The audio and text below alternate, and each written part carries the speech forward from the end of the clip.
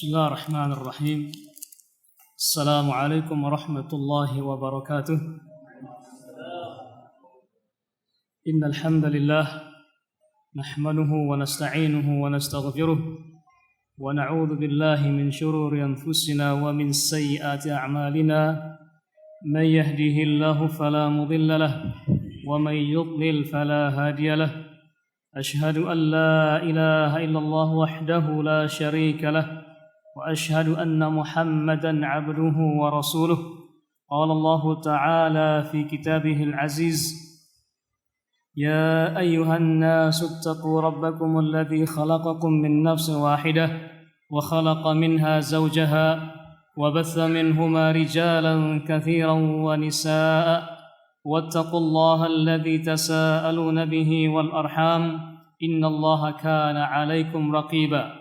فإن أصدق الحديث كتاب الله وخير الهدي هدي محمد صلى الله عليه وسلم وشر الأمور محدثاتها فإن كل محدثة بدعة وكل بدعة ضلالة وكل ضلالة في النار أما بعد. Ikhwani a'izza'i rahimani wa rahimakumullahu jami'an. Tentunya selaku hamba Allah Subhanahu wa taala yang beriman kepadanya, sudah seyogianya lah kita bersyukur kepada Allah Subhanahu wa taala, karena tiada kata yang indah melainkan syukur kita kepadanya. Tiada majlis yang mulia melainkan majlis yang diisi dengan zikir-zikir kepada Allah Subhanahu wa taala. Tiada waktu yang berharga melainkan waktu yang diiringi dengan ketaatan kepada Allah Subhanahu wa taala. Selawat serta salam semoga senantiasa tercurahkan kepada Nabi kita Muhammad sallallahu alaihi wasallam beserta keluarganya, sahabat-sahabatnya, serta orang-orang yang senantiasa menjalankan tuntunannya. Ikhwani fiddin rahimakumullahu jami'an. Gimana kabar semuanya? Sehat? Alhamdulillah. Ini kayak tegang semuanya nih, gimana ini? Sehat ya? Alhamdulillah. Harus tetap sehat dan kuat. Baik, tema kita pada malam hari ini yaitu sesungguhnya Allah Subhanahu wa taala tidak menerima kecuali yang baik-baik. Tema ini sebenarnya diambil dari hadis Nabi sallallahu alaihi wasallam, dari hadis Abu Hurairah radhiyallahu anhu, bahwasanya Rasulullah sallallahu alaihi wasallam bersabda, "Innallaha thayyibun la yaqbalu illa thayyiban." Sesungguhnya Allah Subhanahu wa taala thayyib, maha baik, dan tidak akan menerima kecuali yang baik-baik. Tentu hadis ini ada kelanjutannya. Hadis ini sahih karena diriwayatkan oleh Imam Muslim rahimahullahu taala dari sahabat Abu Hurairah radhiyallahu anhu. Antum kenal kan Abu Hurairah radhiyallahu anhu, sahabat Nabi sallallahu alaihi wasallam, yang mana beliau ini di antara sahabat yang paling banyak meriwayatkan hadis dari Nabi sallallahu alaihi wasallam. 5.000 lebih beliau meriwayatkan hadis dari Nabi sallallahu alaihi wasallam. Beliau punya nama asli Abdurrahman bin Sakhr ad-Dausi, dari kabilah Daus, asli penduduk Madinah pada saat itu. Beliau masuk Islam dengan 3 teman yang lainnya, diantaranya Imran bin Husain radhiyallahu anhu. Imran bin Husain itu perawi hadis tentang wudu dari Utsman bin Affan radhiyallahu anhu, dan sahabat yang lainnya. Abu Hurairah radhiyallahu anhu masuk Islam di tahun ke-7 dari Hijriah. Kemudian beliau menemani Nabi sallallahu alaihi wasallam selama 2 tahun lamanya, sehingga beliau pun mampu menghafal hadis yang Nabi sampaikan. Kenapa beliau mampu? Karena beliau datang ke Nabi minta didoakan. Datang ke Nabi minta didoakan agar apa? Setiap yang beliau dengar dari Nabi langsung beliau hafal. Luar biasa. Sehingga setiap apa yang disampaikan Nabi, beliau langsung menghafalnya. Maka jangan heran kita sering mendapatkan hadis dari Abu Hurairah. Karena hampir dari 50 hadis datang dari Abu Hurairah radhiyallahu anhu. Abu Hurairah ini punya kisah yang menarik tentang masuk Islam ibunya. tentang masuk Islam ibunya. Ketika Abu Hurairah masuk Islam, beliau berharap agar ibunya pun masuk Islam. Beliau selalu mengajak ibunya untuk masuk Islam. Bahkan beliau berdoa siang malam kepada Allah agar ibunya menerima Islam. Bayangkan, kumpul dua hal, dakwah dan berdoa. Dakwah, mengajak ibunya untuk Islam, dan berdoa. Berdoa kepada Allah agar Allah membuka tabir kufur dalam hati ibunya agar menerima imannya Islam, agar menerima hidayah Islam dalam hati ibunya. Begitu terus siang malam. Kenapa? Karena Abu Hurairah ini sangat-sangat cinta kepada ibunya. Beliau tinggal di rumah berdampingan dengan rumah ibunya. Abu Hurairah yang saking cinta kepada ibunya, setiap pergi keluar selalu minta izin kepada ibunya. Dan setiap pulang selalu pergi ke rumah ibunya dulu sebelum ke rumahnya sendiri. Saking cintanya kepada ibunya ini. Sehingga beliau tidak hanya berdoa, tapi juga mengajak setiap harinya. Setiap ketemu dengan ibunya, wahai ibu, masuk Islam. Sampai pada puncaknya kapan? Sampai puncaknya itu ketika Abu Hurairah memohon kepada ibunya untuk masuk Islam, ibunya berkata suatu perkataan yang menyinggung perasaan dia. Kenapa? Karena sampai menjelekkan Nabi kita Muhammad sallallahu alaihi wasallam. Jadi ibunya itu keluar dari lisan ibunya itu sampai mengeluarkan perkataan yang menjelekkan Nabi Muhammad sallallahu alaihi wasallam. Abu Hurairah yang mendengar perkataan itu tidak membentak ibunya, tidak memarahinya, langsung menangis karena melihat betapa orang yang beliau cintai dijelekkan oleh ibunya. Yang menjelekkan itu orang yang dia cintai, yang dijelekkan itu orang yang dia cintai. Coba bagaimana perasaannya itu? Yang menjelekkan itu adalah orang yang cintai. Yang dijelekkan juga orang yang dicintai pula. Abu Hurairah tidak membentaknya, tidak melawan, tidak membalik dengan kejelekan, tidak berbalik dengan kejelekan. Beliau langsung menghadap Nabi sallallahu alaihi wasallam dengan muka yang menangis. Matanya itu merah dengan tangisan-tangisan. Tidak berhenti beliau menangis sampai kepada datang ke Nabi sallallahu alaihi wasallam. Beliau berdoa, dia minta kepada Nabi sallallahu alaihi wasallam, ya Rasulullah, sesungguhnya ibuku tuh gini-gini, sampaikan semua kisah-kisah beliau. Beliau bercerita tentang kisah ibunya kepada Nabi sallallahu alaihi wasallam. Setelah mendengar, Nabi Abu Hurairah ini langsung Nabi sallallahu alaihi wasallam mengangkat tangannya. Beliau berdoa, Allahumma hdi umma Abi Hurairah. Ya Allah, berilah hidayah Islam kepada ibunya Abu Hurairah. Kepada ibunya Abu Hurairah. Seketika itu pula, karena Abu Hurairah yakin doa Nabi pasti Allah kabulkan, beliau pun segera pergi ke rumahnya dan pergi ke rumah ibunya. Setelah melihat sampai di rumah ibunya, ternyata ibunya itu, rumahnya itu sedang ditutup, terkunci. Di dalam sana Abu Hurairah mendengar ada suara langkah kaki. Kemudian langsung mendengar suara percikan air. Ternyata ibunya sedang mandi. Beliau pun menunggu di pintu dan tidak masuk, walaupun itu ibunya. Tidak masuk ke rumah ibunya, menunggu di depan rumah ibunya itu. Sampai ketika ibunya sudah selesai mandi, beliau pun membuka pintu rumahnya itu, langsung asyhadu alla ilaha illallah wa asyhadu anna muhammadar rasulullah.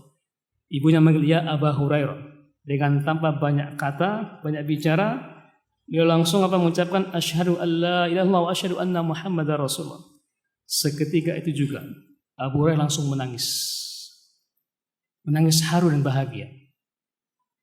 Beliau juga langsung pergi menghadap Nabi sallallahu alaihi wasallam, mengabarkan kepada Nabi, kalau tadi menangis karena kesedihan, sekarang menangis karena apa? Haru bahagia. Haru bahagia karena orang yang beliau cintai juga memeluk Islam. Karena itu berubah proses dia instan. Kenapa? Nabi Abu Hurairah telah bersabar sekian bulan lamanya, berdakwah dan juga berdoa. agar hidayah Islam menghampiri ibunya. Makanya ketika beliau begitu senang sekali dan terharu, bahagia, menangis bahagia, langsung pergi menghadap Nabi sallallahu alaihi wasallam dan mengabarkan kebahagiaan itu. Luar biasa. Sekarang pertanyaannya adalah, sudahkah kita mengucapkan, melaksanakan apa yang diucapkan oleh Abu Hurairah? Mendoakan orang tua kita, mendoakan ibu kita, mendoakan bapak kita agar menurut Islam yang sempurna seperti yang kita pahami. Sudahkah kita mengajak keduanya? Sudahkah kita berdoa kepada keduanya? Karena terkadang kita ini hanya bisa mengkabarkan, mengabari, namun kita tidak bisa mengajak mereka. Hanya bisa berdoa tapi tidak bisa mengajak mereka. Padahal itulah aset sebenarnya. Bayangkan kalau orang tua kita, bapak ibu kita meluk agama Islam yang sebenar-benarnya, betapa bangganya kita, betapa bahagianya kita seperti bahagianya Abu Hurairah radhiyallahu anhu. Orang yang kita cintai mengenal Islam dengan Islam yang benar, Islam yang sahih. Mumpung belum terlambat. Bagi orang tua yang masih hidup, mari tidak bosan-bosannya kita berdoa kepada Allah dan juga mengajak mereka untuk memahami Islam secara kafah, secara benar. Dan jangan pernah putus asa. Kenapa? Nanti akan tiba saatnya kita menyesal. Kita menyesal kenapa saya tidak mengajak ibu saya, mengajak orang tua saya untuk mengenal Islam yang benar ini. Dan itulah merupakan jihad yang sesungguhnya. Jihad yang sesungguhnya. Bayangkan misalnya kalau mereka sudah tua renta, lumpuh total misalnya, dan kita berkewajiban untuk merawat mereka, dan kita mungkin tidak bisa sempurna mendakwakan kepada mereka untuk bisa mengenal Islam yang sempurna. Namun di saat kita mampu mengurus mereka dengan sebenar-benarnya, itulah jihad yang sesungguhnya. Bayangkan ketika orang tua terlumpuh misalnya, sudah tua renta, kita harus membasuh semuanya, membersihkan pakaiannya, dan luar biasa. Itulah jihad yang sesungguhnya. Makanya para sahabat radhiyallahu anhum ketika masih muda belia, ketika mereka ingin jihad kepada Nabi sallallahu alaihi wasallam bersama Nabi sallallahu alaihi wasallam, kemudian Nabi mengatakan, apakah engkau masih punya orang tua? Kata sahabat yang masih muda belia ini, masih ada. Fafihi ma fajahid. Dalam kedua mereka itulah engkau berjihad. Berjihad melawan dan bersabar melawan pikunnya orang tua kita. Perkataannya mungkin ngelantur, mungkin pakaiannya juga tidak rapi. Terkadang juga harus sabar dengan aroma kotoran-kotorannya. Dan semuanya itu harus kita bersabar dalam mendidik mereka. Itu mungkin fisiknya, tapi yang paling penting apa? Kita doakan mereka agar mereka meluk Islam yang sesungguhnya. Apalagi orang-orang kita yang dahulu masih berbuat-buat syirikan. Na'udzubillahi tsumma na'udzubillahi min dzalik. Maka sungguh bahagia yang paling sempurna adalah di saat kita melihat orang tua kita mengamalkan Islam yang benar sesuai dengan sunnah Nabi kita Muhammad sallallahu alaihi wasallam. Itulah di antara kisah Abu Hurairah radhiyallahu anhu bersama ibunya. Abu Hurairah radhiyallahu anhu mengatakan dalam hadis ini, innallaha menukil sabda Nabi sallallahu alaihi wasallam, innallaha thayyibun la yaqbalu illa thayyiban. Sungguhnya Allah Subhanahu wa taala tidak menerima, sungguhnya Allah Maha baik. Thayyib di sini di antara sifat Allah Subhanahu wa taala, bukan nama Allah, tetapi apa? Sifat Allah Subhanahu wa taala. Sehingga tidak boleh ada orang yang menamakan dirinya Abdul Thayyib. Ya, karena Thayyib bukan nama Allah, akan tetapi sifat Allah yang Maha baik. Yang Maha baik. La yaqbalu illa thayyiba. Sungguhnya Allah Maha baik dan tidak menerima kecuali yang baik-baik. Al-Imam An-Nawawi menulis sebuah kitab kecil yang namanya apa? Al-Hadits Arba'in. Ulama mengenalnya An-Nawawiyah. Arba'in An-Nawawiyah. Hadis yang jumlahnya 42 atau lebih, menukil hadis-hadis yang ringan, yang pendek tetapi mudah dipahami dan juga sebagai landasan kita beragama. Di hadis yang ke-10 beliau menuliskan hadis ini. Hadis yang kita bacakan pada malam hari. Innallaha thayyibun la yaqbalu illa thayyiban. Sungguhnya Allah Maha baik dan tidak menerima kecuali yang baik-baik. Di saat kita beribadah kepada Allah Subhanahu wa taala, tentukan kita berharap agar amalan kita diterima oleh Allah Subhanahu wa taala. Cuman terkadang banyak di antara kita kalau beribadah semaunya, tidak mempersembahkan yang terbaik ketika bersedekah misalnya, atau ketika ada kotak amal, dia masukkan dari jenis-jenis saja. Kalau lembaran itu yang baik atau yang buruk, lembarannya itu dia cari lembar yang kusut sekali. Betul nggak? Atau tidak? Ya, bisa jadi ya. Atau seringan? Iya nggak? Atau dicari lembaran yang paling nilai, apa? Yang paling sedikit nominalnya. Bahwa lembaran banyak, sudah lembarannya paling lusuh, paling sedikit lagi nilainya. Jadi dia tidak mempersembahkan yang paling baik. Kemudian juga di saat dia pergi sholat, dia memakai pakaian seadanya. Seadanya. Bahkan mungkin pakaian yang digunakan bermain, buat tidur, itu yang digunakan untuk beribadah kepada Allah Subhanahu wa taala. Padahal kalau dia diundang oleh pejabat misalnya, kira-kira apa yang dia pakai? Pilih pakaian yang paling bagus, ya, sepatu yang paling bagus, parfum yang paling bagus, demi menghadap pejabat. Namun ketika beribadah tidak ada semangat seperti itu. Sehingga apa? Dia mempersembahkan tidak yang paling baik. Padahal Allah Subhanahu wa taala berfirman ketika salat itu apa? Khudhu zinatakum 'inda kulli masjid. Ambillah pakaian kalian yang paling indah. Kapan? Ketika sedang pergi ke masjid. Aroma misalnya, juga aroma yang paling baik. Jangan aroma yang buruk. Kenapa? Nabi Shallallahu Alaihi Wasallam melarang orang yang makan apa? Bawang merah, bawang putih yang aromanya. Padahal itu kan yang makruh hukumnya. Bukan makruh. Bawang kan boleh dimakan kan, bawang kan? Mubah, boleh dimakan. Tapi karena mengeluarkan aroma yang tidak bagus, tidak sedap, Nabi melarang mereka. Kata Nabi, "Man akala thawman aw basalan fala yaqrabanna." Barang siapa yang makan bawang putih atau bawang merah, maka hendaklah jangan mendekati masjid ini. Kenapa? Lagi di saat dia sedang beribadah, sholat berjamaah misalnya, dan jamaahnya itu sholatnya jahar. Ketika imam mengatakan waladhdallin, amin, kan keluar aroma baunya itu. Kasihan yang di samping. Makanya ambil uang yang paling bagus, pakaian yang paling bagus, agar apa? Agar amalan kita diterima oleh Allah Subhanahu wa taala. Kenapa? Innallaha thayyibun la yaqbalu illa thayyiba. Sungguhnya Allah itu Maha baik dan tidak akan menerima kecuali yang baik-baik. Al-Imam Ibnu Rajab dalam kitabnya Jami' Ulum wal Hikam ketika menjelaskan hadis ini, apa kata beliau? Fal mu'minu kulluhu thayyibun qalbuhu wa lisanuhu wa jismuhu.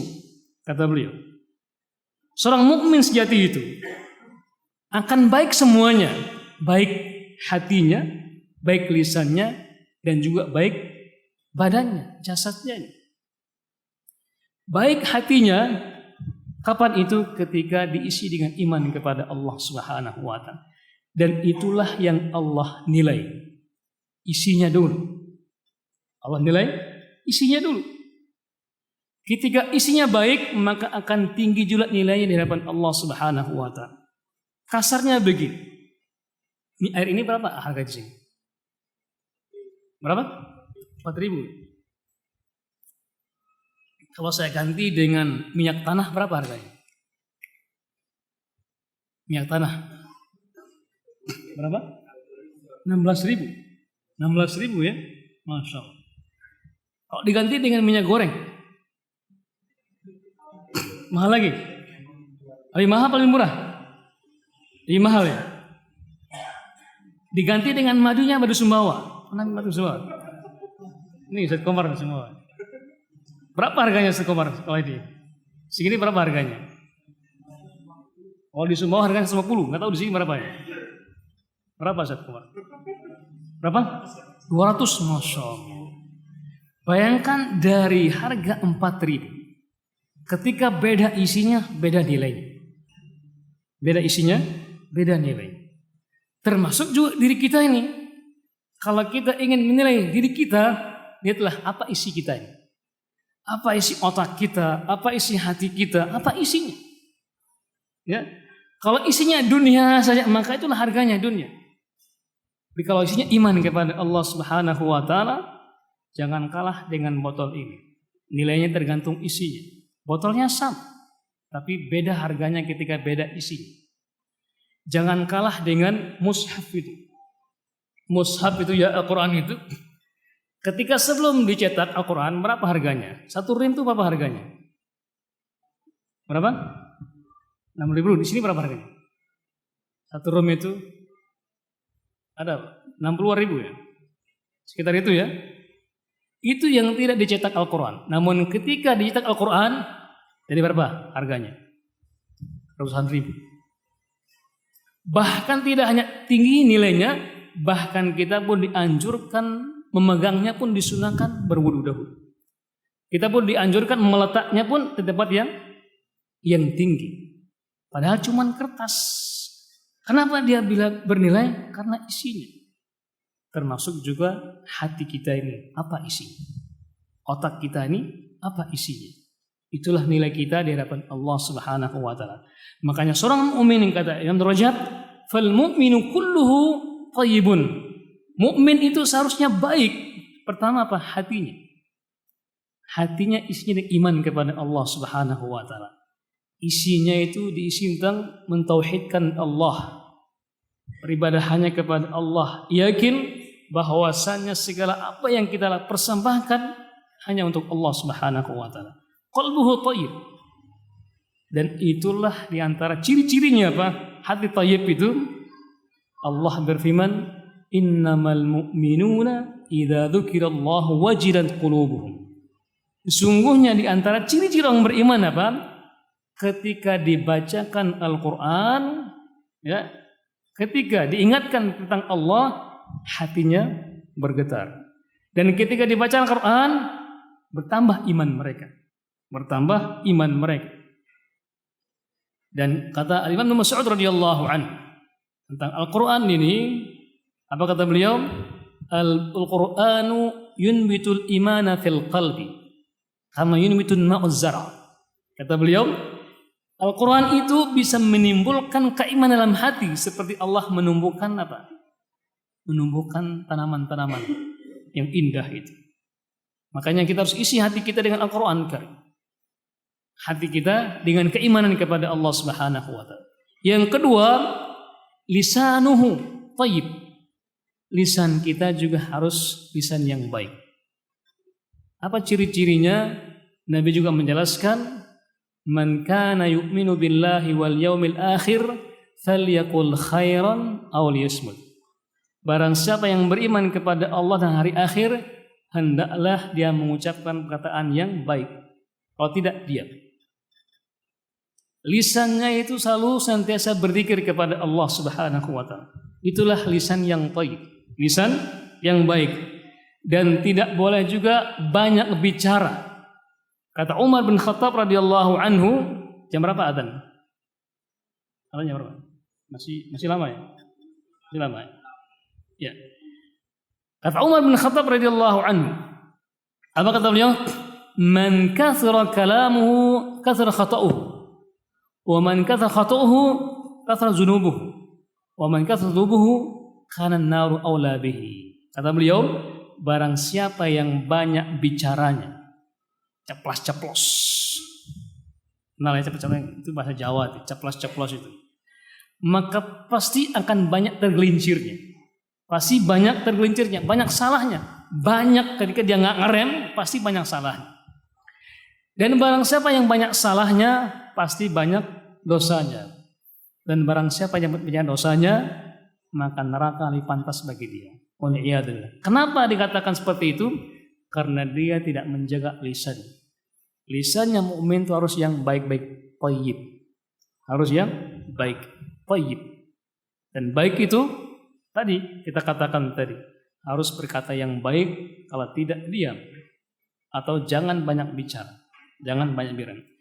Dan kata thayyib ini yang paling tinggi apa? Mengucapkan kalimat la ilaha illallah. Allah memberikan perumpamaan tentang kalimat thayyib ini. Kasyatun thayyibatin asluha thabitun wa far'uha fis sama. Perumpamaan kalimat yang thayyib ini itu seperti apa? Buah atau pohon yang baik, seperti pohon korma. Akarnya kuat dan rantingnya menjulang ke atas. Kata para ahli tafsir di antaranya Abdullah bin Mas'ud, itulah kalimat la ilaha illallah. Mengucapkan kalimat la ilaha illallah. Makanya orang yang senantiasa mengucapkan kalimat ini di akhir hayatnya pun dia bisa mendapatkan jaminan masuk surga. Nabi sallallahu alaihi wasallam bersabda, "Man kana akhiru kalamihi la ilaha illallah dakhala jannah." Barang siapa yang di akhir hayatnya dia mengucapkan kalimat la ilaha illallah dakhala jannah. Itulah kalimat yang thayyib. Kalimat yang mana kalau kita ucapkan itu mengandung kata-kata yang baik. Kalaupun kita tidak mampu misalnya, maka diam saja. Satu di antara dua pilihan. Berbicara, ucapkanlah yang baik. Enggak bisa, diam. Kenapa sifat mukmin itu kata Nabi SAW, laisa bifasya wala badhi. Sifat orang mukmin itu bukanlah orang yang suka mengumbar kata-kata yang buruk, kata-kata yang kotor, karena kata-kata yang bengis, tidak. Itu bukan sifat seorang mukmin yang beriman kepada Allah Subhanahu wa ta'ala. Sehingga orang-orang yang beriman kepada Allah Subhanahu wa ta'ala bisa dilihat dari apa? Dari gaya bicaranya. Ya, gaya bicaranya. Kemudian juga yang berikutnya, yang ketiga adalah wajismuhu thayyib. Dan juga badannya pun thayyib.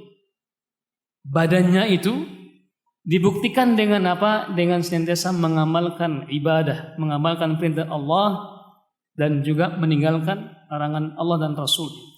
Jadi tiga hal di sini kata Imam Rajab, lisannya baik, thayyib, hatinya juga baik, kemudian juga jisimnya juga baik. Sehingga para ulama mengatakan bahwasanya orang yang beriman itu punya tiga ciri. Yang pertama adalah an-nutqu bil lisan, dia ucapkan dengan lisannya. Wa tasdiqu bil janan, dia membenarkan dengan hatinya. Wal amalu bil arkan, dia aplikasikan dengan anggota tubuh yang lainnya.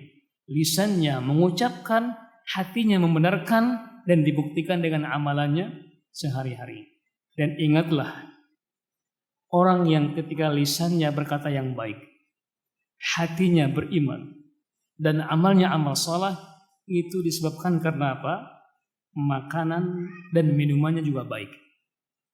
Ya, orang yang ketika berbicara ngelantur, bahkan mengandung dosa, bisa jadi yang dimakan juga tidak baik.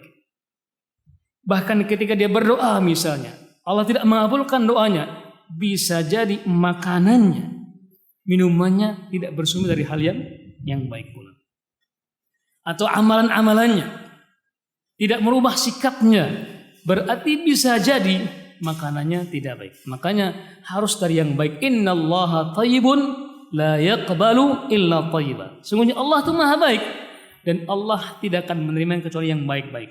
Makanya mungkin ada banyak orang yang berkata atau bertanya tentang dirinya, kenapa kok doa saya tidak pernah dikabulkan? Bisa jadi apa? Sumber makanannya tidak baik, sumber minumannya tidak halal.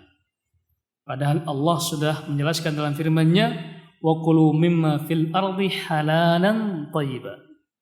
Makalah dari apa yang ada di bumi ini halalan thayyiba. Halal dan juga baik. Bersumber dari zat yang baik dan juga didapatkan dengan cara yang baik. Zatnya baik pula. Maka dengan demikian Kalau kita sudah melaksanakan hal ini, maka Allah pastikan mengabulkan doa-doa kita, mengabulkan amal ibadah kita. Oleh karena itu, mari kita koreksi diri kita, koreksi makanan kita, jangan sampai yang masuk ke dalam tubuh kita yang haram sehingga berimbas kepada amalan kita, bahkan juga kepada anak-anak kita yang kita makan sumber yang haram sehingga mereka jadi anak-anak yang nakal. Na'udzubillahi tsumma na'udzubillahi min dzalik. Masih ada waktu enggak? Berapa menit lagi? Berapa? Ada tanya jawab enggak, Ustaz? Ada jawab enggak? Lanjutkan ya. Baik. Kemudian kalau kita baca lagi ayat hadis yang kita bacakan tadi itu, kemudian Nabi Shallallahu Alaihi Wasallam memberikan perumpamaan di sini. Ketika Nabi mengucapkan ayat hadis tadi, "Tsumma dzakara ar-rajula yutilu as-safar, ash'ath aghbar, yamuddu yadayhi ila as-sama', ya Rabb, wa mat'am haram, wa mashrabu haram, wa malbasu haram, wa ghudhiya bil haram, fa anna yustajabu lahu."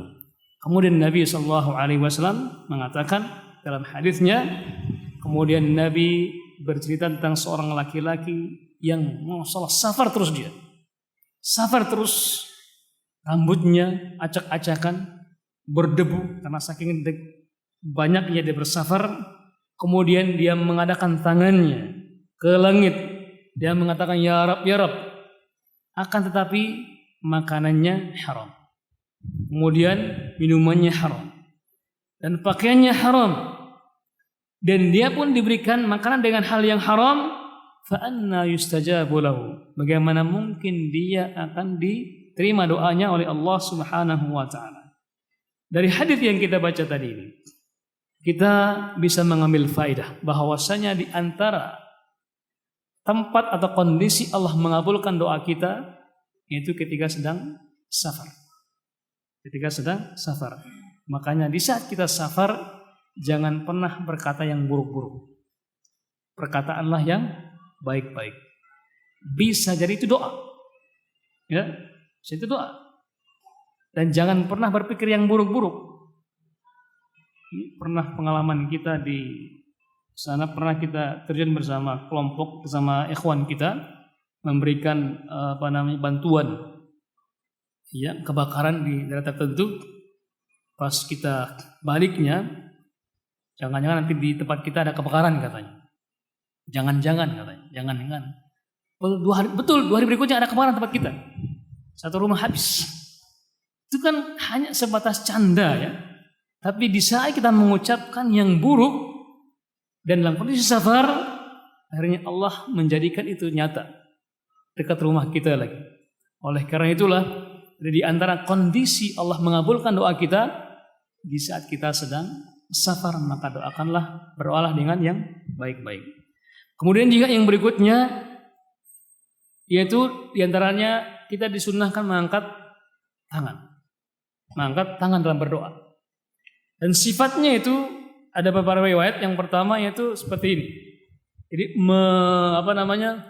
mempertemukan kedua tangan kita ini, telapak tangannya menghadap ke atas. Itu kondisi yang pertama. Yang kedua yaitu bisa seperti ini. Bisa seperti ini. Dan yang ketiga, kalau doanya sudah saking dahsyatnya, Nabi ketika berdoa ketika istisqa langsung begini doa beliau, menghadap ke langit sampai kelihatan ketiak beliau. Itu diantara kondisi kita berdoa kepada Allah Subhanahu wa taala. Hukum asalnya berdoa itu adalah angkat tangan.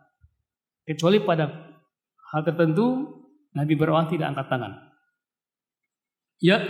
Kemudian juga dari hadis ini kita mengambil kesimpulan bahwasannya di saat kita berdoa kepada Allah Subhanahu wa taala, kita pun dianjurkan dalam kondisi pakaian yang baik pula, makanan juga yang baik,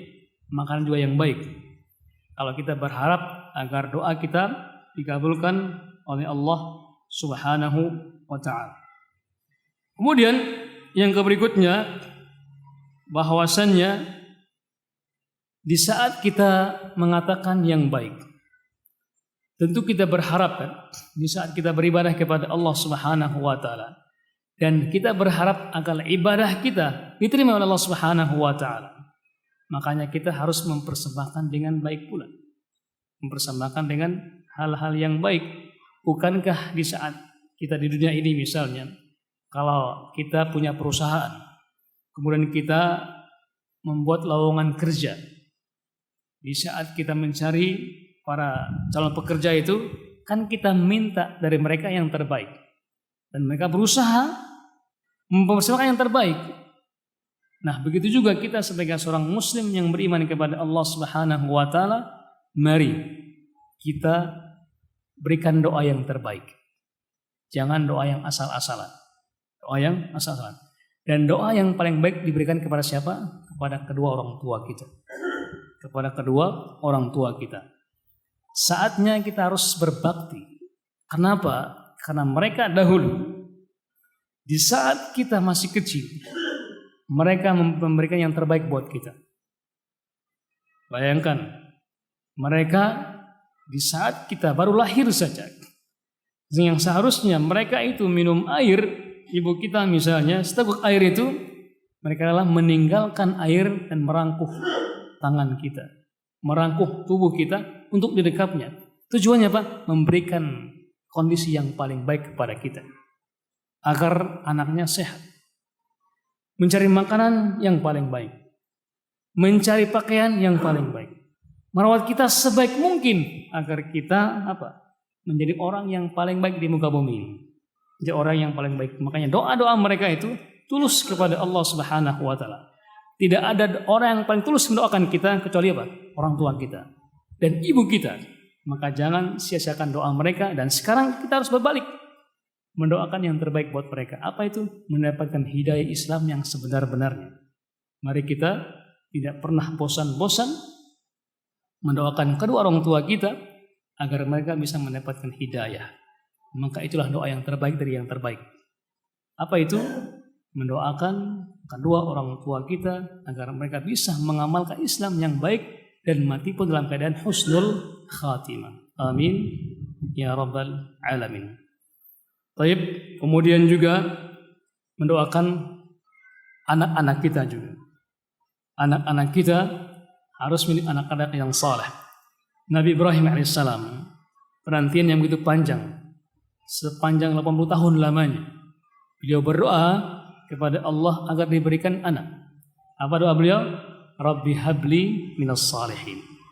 Wahai anakku, wahai Allah, berikanlah aku anak-anak yang saleh. Dan itulah yang terbaik.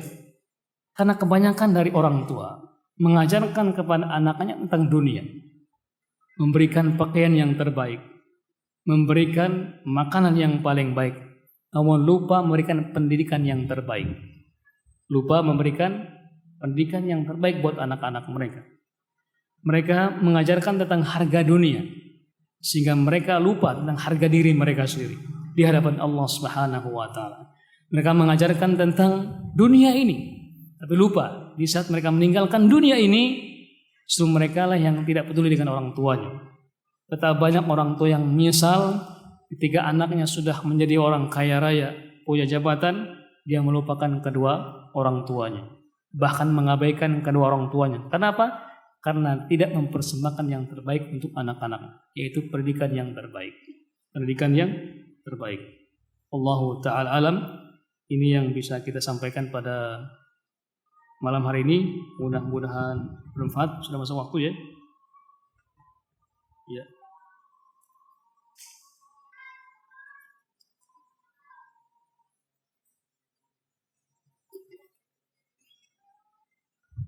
Apa? Lanjutkan dengan apa? Dengan tanya jawab. Ya, silakan. Pengurus masjid sudah mengizinkan untuk nanya jawab yang ada kaitannya dengan tema kita pada malam hari ini. Bagi yang anda bisa jawab, saya jawab. Kalau nggak bisa, anda bilang wallahu ta'ala. Ya, antum punya hak untuk bertanya. Silakan, tafadhol. Sebelum kita akhiri. Nah. Waalaikumsalam.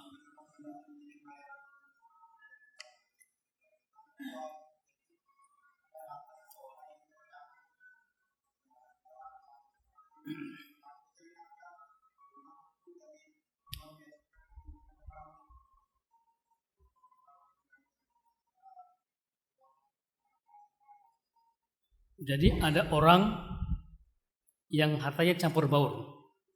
Kemudian setelah itu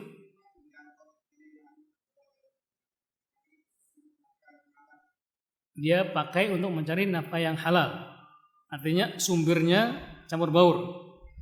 Jadikan modal untuk mencari yang halal. Boleh nggak itu? Ya. Itu kalau campur baur namanya syubhat. Itu namanya syubhat namanya. Nabi SAW bersabda, atan dulu. Alhamdulillah, wassalatu wassalamu ala Rasulillah wa ala alihi wa ashabihi wa mawala amma ba'd. Baik. Coba antum ulangi pertanyaan tadi biar kita juga ingat kembali.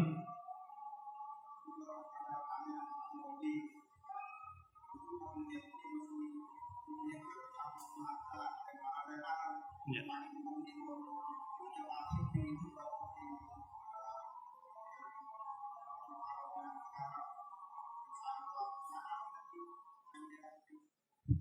Nah, ya antum bisa paham pertanyaannya.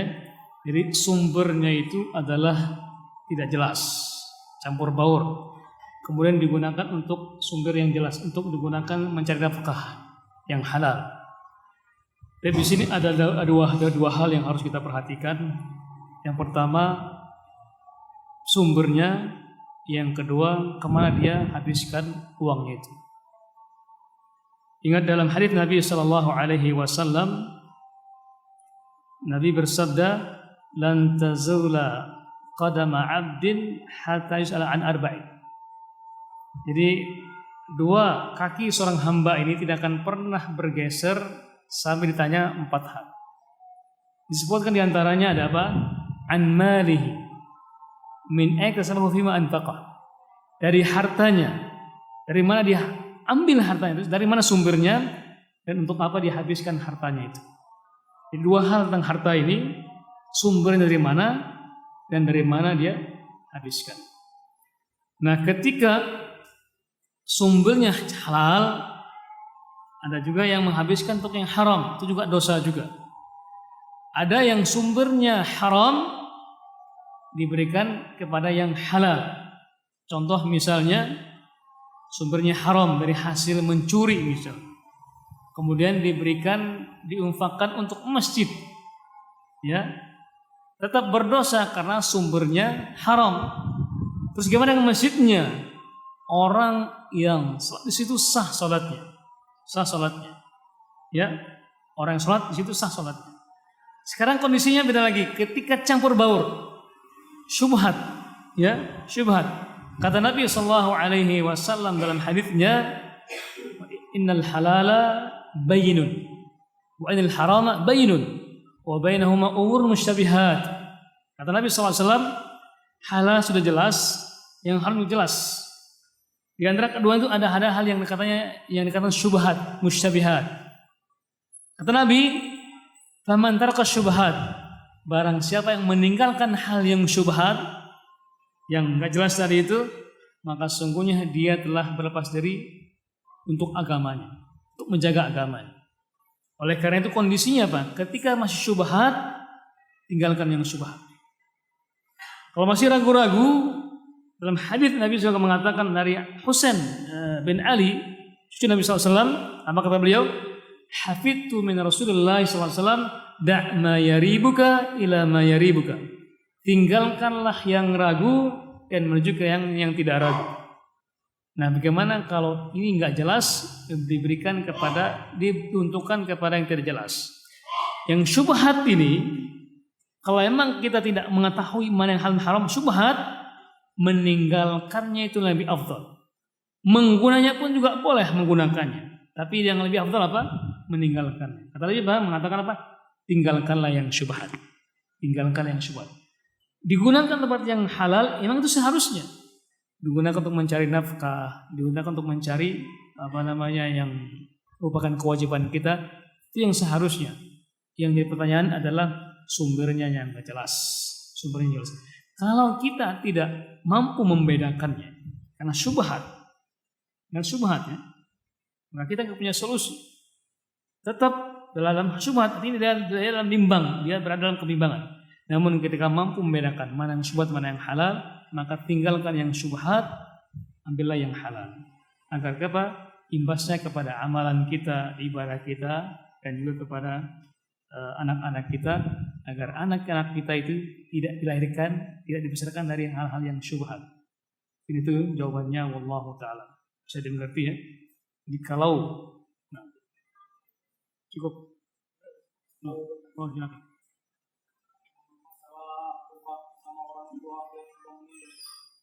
Bolehkah kita melakukan satu amalan umpama kayak baca Al-Quran mengkhususkan pahalanya buat beliau? Nah, di antara apa yang dianjurkan Nabi kita Muhammad sallallahu alaihi wasallam agar amalan kita sampai kepada Allah dan untuk orang tua kita, Nabi sallallahu alaihi wasallam bersabda dalam hadisnya, "Idza mata banu Adam inqata 'amaluhu illa min thalath." Apa kata beliau? Ketika manusia meninggalkan dunia ini, maka semuanya amalnya terputus kecuali 3. Apa yang pertama? Sedekah jari. Sedekah jari. Kalau seandainya orang tua kita meninggal dan meninggalkan harta, kebanyakan kita kan membagikan harta itu kepada warisnya. Betul tidak? Bahkan kita mati-matian membagikan harta itu untuk kita. Kalau seandainya disepakati itu diinfakkan menjadi amal jariah, maka itu sangat bermanfaat untuk kedua orang tua kita. Kemudian ilmun yuntafa'u bihi, ilmu yang bermanfaat. Ketika orang tua kita mengajarkan kita kebaikan-kebaikan, laksanakan itu. Maka itu juga bagian dari amalan yang sampai kepada orang tua kita. Mengamalkan kebaikan-kebaikan yang orang tua ajarkan kepada kita. Maka itu diantara ilmu yang bermanfaat. Yang ketiga apa? Anak yang saleh yang berdoa kepada orang tua. Nah, di sini Nabi menjelaskan 3. Anak, saleh, dan berdoa. Kalau kita sebagai anaknya, agar amalan kita sampai kepada Allah diberikan kepada orang tua kita, maka jadilah anak yang saleh. Dengan kesalahan kita ini, maka orang tua kita mendapatkan pahala jariahnya. Soleh kita. Ditambah lagi dengan ketiga, berdoa. Jadi anak berdoa, ayah bersoleh dan berdoa. 3 hal tadi itu, masya Allah. Apapun yang kita laksanakan, mau ngaji, mau sholat, apapun itu, kalau kita laksanakan dengan kesalahan kita, maka itulah yang sampai kepada orang tua kita. Sangat ya, mengamalkan amal soleh dan plusnya berdoa kepada Allah Subhanahu wa taala. Kemudian juga ulama menambahkan lagi, kalau orang tua kita punya saudara-saudara, kunjungi saudara-saudaranya, paman kita, bibi kita, kunjungi. Itu juga bagian dari berbakti kepada orang tua kita. Ibu kita punya adik-adik, punya saudara, kunjungi mereka. Maka itu juga bagian dari amal jariah, bagian dari apa? Berbakti kepada orang tua kita. Dengan demikian kita sudah mengamalkan, sudah berbakti kepada orang tua kita walaupun sudah meninggalkan dunia. Wallahu ta'ala. Cukup ya? Ya, cukup. Kita akhiri dengan doa majelis. Subhanakallahumma bihamdika asyhadu an la ilaha illa anta wa astaghfiruka wa atubu ilaik. Wassalamu alaikum warahmatullahi wabarakatuh.